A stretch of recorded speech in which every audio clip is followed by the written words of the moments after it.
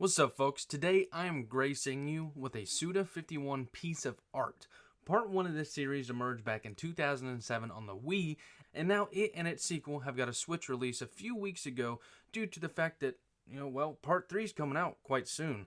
Now, this review is late. I'm completely aware. I got the codes for Part 1 and 2, and I couldn't review them. And the people at Xseed told me not to worry about it, but I refused to get free codes and not work for them. So as usual, if you enjoy this video, why not subscribe and help me out? And if you would prefer an audio-only version, the link is down below, along with the link to my Discord server. Is No More Heroes worth the $20 price tag? Well, I'm about to tell you. My name is Tanner, and this is For Your Money, a different kind of review. The story of No More Heroes is about Travis Touchdown, your average dude who loves anime, gaming, and wrestling.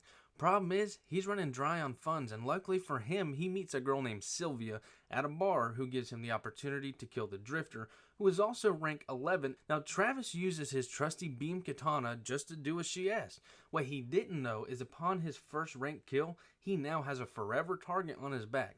With this knowledge, Travis decides, you know what, why not just become number 1 and hopes to fight someone better than him and get money. I mean, why not? There is no turning back now. Fitting he likes anime considering the fact that he has the attitude of Saitama. If you've seen One Punch Man, then you know.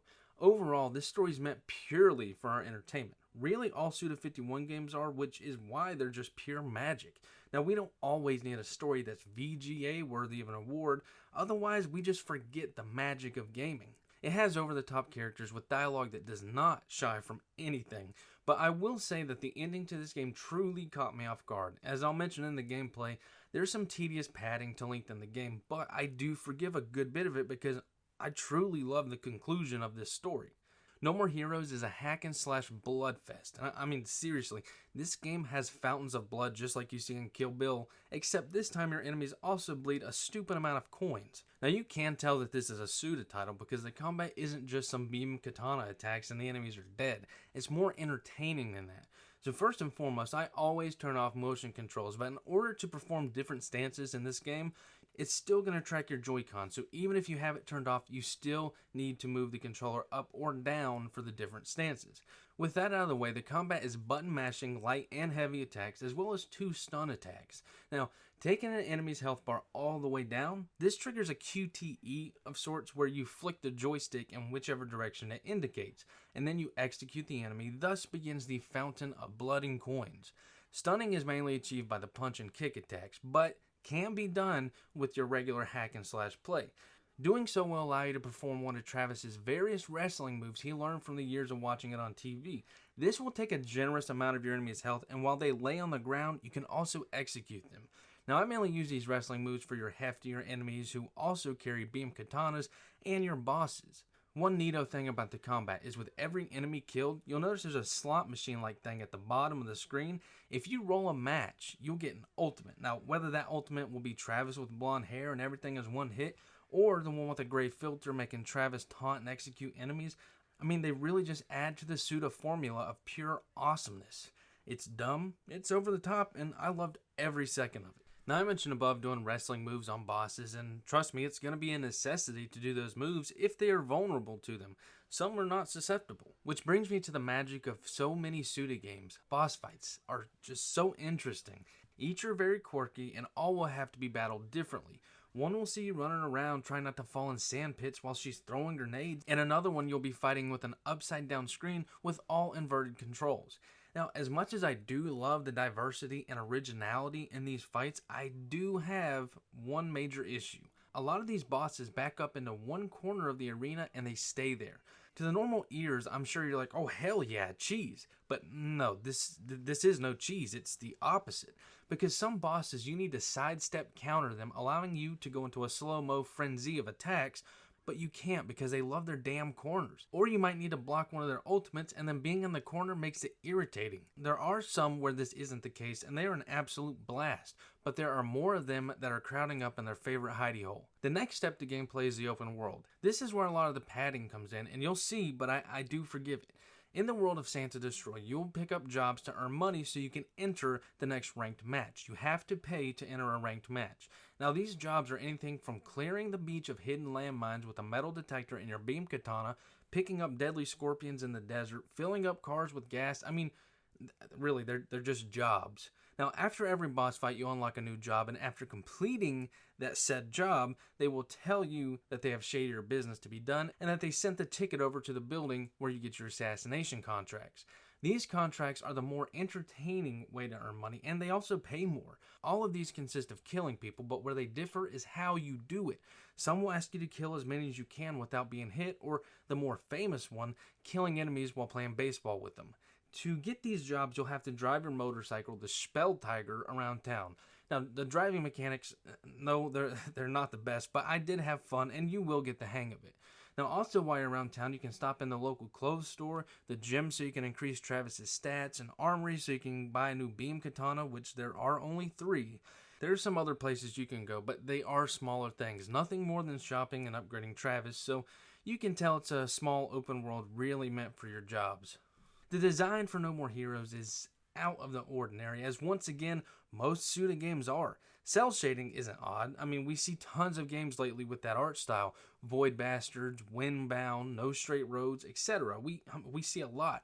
But where Suda differs in his design is more so in the levels, each looking and playing out different than the last. One mission I recall, I had to fight my way to a train. Once on the train, Travis sits down and now I'm playing a retro shoot 'em up, and I can't make a list of games that do stuff like that.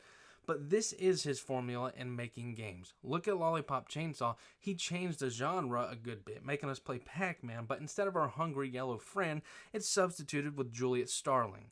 Now, voice acting in this game it's an eyebrow raiser, I'm not going to lie. Not because it's bad, it's actually quite excellent, but some of the things written for this game are just, they're out there. It's going to raise eyebrows, no doubt. And the soundtrack, I mean, come on. Have we ever known Suda to put a bad soundtrack in any of his games? No. So, without further rambling on, here are some clips of the overall design.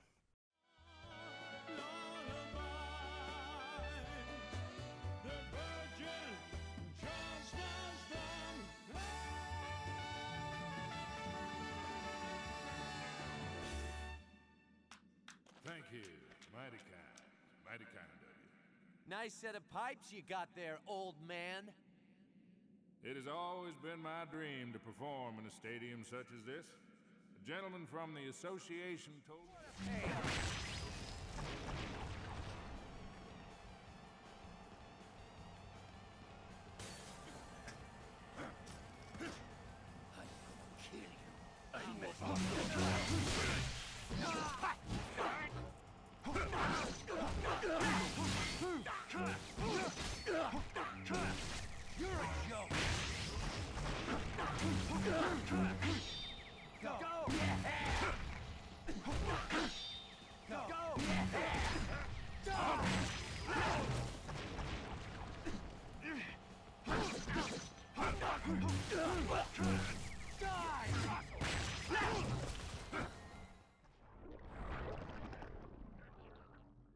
Oh yeah, I feel a good undulation. Your rambling is excellent. I think I'm going to lose the bowel control. You the 5th-ranked guy? Yeah, I've been waiting for you. You certainly sound like you're up for a fight. I'm ready whenever you are. All right then, here I come.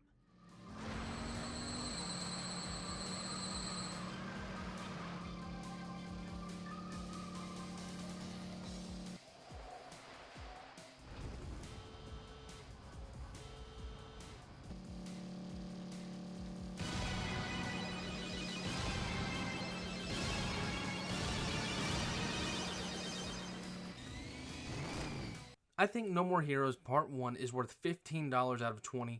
Now, I had immense fun with this game, bloodshed left and right, dialogue that's unbeatable, and a story that truly caught me off guard. The thing holding it back are those bosses hiding in the corners, and the reason is, since the open world is what truly lengthens the game, this means the boss fights, like any other game, are the main event. And when you get to that moment and you're dueling it out in one corner of a gigantic arena, it's a bummer, and like I said, not all bosses are this way, but for 15 bucks, you pick this sucker up and you treat yourself to pure fun.